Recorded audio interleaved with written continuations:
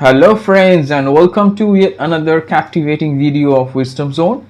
And this is your bro, and in today's video I'm gonna show you sentence construction using the verb be and have. So watch this video carefully to learn all the sentences you can construct easily using be and have. And it is my request to all the viewers, if you haven't subscribed to this channel, please do not wait and immediately subscribe to Wisdom Zone and hit the bell icon to get the first notification. So without wasting any more time, let's get started. 3, 2, 1. Friends, welcome back once again to this captivating session of Wisdom Zone. And in today's video, I have already promised, I'm gonna show you sentence construction using the verb be and have. So let me tell you, in today's video, I'll show you some simple sentences, and all these sentences are quite useful for you every day in this conversation. So you must know how to use the verb be and have and construct simple sentences. And I'm going to show you sentences in the simple present tense and the simple past tense. So without further ado, let's get started. First, I'm going to discuss how to construct sentences using have or has. Let me clarify one thing. Have is used in case of first person, singular as well as plural, and also we use have in case of second person and third person plural. But in case of third person singular or it, we use has. Just remember, in case of third person singular number or it, we use has. Okay, the function is same, just we use has in case of third person singular number, that is he, she or it. So let me show you how to make some useful sentences using have. As you see, at first we can use have to talk about possession, that means something you possess. Or the sentence, I have a pen, so it's a positive sentence, it is giving me a piece of information, it's an affirmative sentence that I have a pen, so I have this as a possession. So next one is a negative sentence. Again, I'm using have and making a negative sentence. We can also make a negative sentence like this way, I don't have a pen. So just see the sentence construction. In order to make a negative sentence, you just have to add don't before have and make a negative sentence using have as an action verb. So I don't have a pen means I don't possess a pen, so it's a negative sentence. So up next, I'm going to show you how we can use has, as I already mentioned. So has is used in case of third person singular number as well as it. So as you see the first sentence, he has a pen. So as I already mentioned, I have a pen, but he has a pen or she has a pen.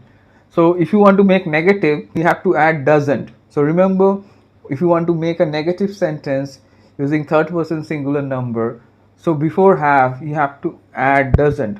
So as you see the sentence, he doesn't have a pen, that means he doesn't possess a pen. So I'm quite sure it's clear. So let me repeat the sentence once again. He doesn't have a pen, that means he doesn't possess a pen. And the previous one, he has a pen, that means he possesses a pen. So like this way you can use has. So you can make a very useful interrogative sentence using have. So like this way, do you have a pen? So see how to construct an interrogative sentence using have. So you can use do and ask questions like this, do you have a pen? Do you have a mobile? So like this way you can also use have to ask questions. So past form of have is had, so we simply use that in past. As you see, I'm using it again as an action verb. She had a pen, it was in past, that's why had, not have. So I'm changing the form and it's the simple past. So I'm quite sure it's crystal clear how to use have. So up next we are going to focus on the verb be. Commonly in simple present tense, we use three main be verbs, that is am, is and are, which you see on your screen. So in the simple present we use am, is and are. These three are the main be verbs, and in past it becomes was and were. So is becomes was and are becomes were. So at first I am going to show you some sentences using am. As you see, I am a doctor. So if you want to talk about your profession, you can use am, I'm a doctor. If you want to describe your nationality, you can use am, I'm Indian. So when you talk about your nationality, use am, I'm Indian. And also when you talk about your profession, you can use am. That is in the simple present tense. I'm a doctor or I'm an engineer. So up next we will move on to the next one, that is how to use the second be verb is in the simple present tense as an action verb. As you see, he is a doctor. So here is used as an action verb, it becomes a main verb, and this sentence is very important. When you want to talk about someone's profession, use auxiliary is as a main verb. So he is a doctor. Similarly, you can say he is a scientist, he is a painter. You want to talk about someone's profession, you use is. You can make a negative sentence also. As you see, the next sentence is a negative one using is, that is, he isn't a doctor. So I am making the negative. So short form of is not is isn't. So remember, in spoken English we sometimes use isn't. He isn't a doctor, or you can say he isn't a scientist. So like this way you can make negative sentences. You can also use is to talk about your relationship with someone and make positive sentences at first. He is my brother, she is my aunt.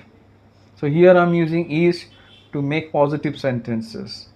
So you can make negative sentence also. He isn't tall, he isn't thin.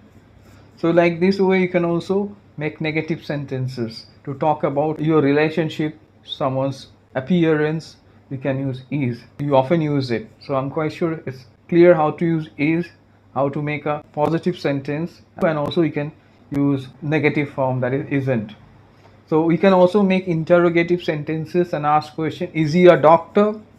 Is he a scientist? So like this way you can frame a question also using is and ask about someone or something. Up next we will move on to the third auxiliary or be verb which you use in the simple present tense, that is are. So you use are to talk about plural. As you see, they are rich. I'm talking about they, so plural. So again you can make negative sentence, they aren't rich, it's a negative one. So you can make negative sentences as well as positive sentences.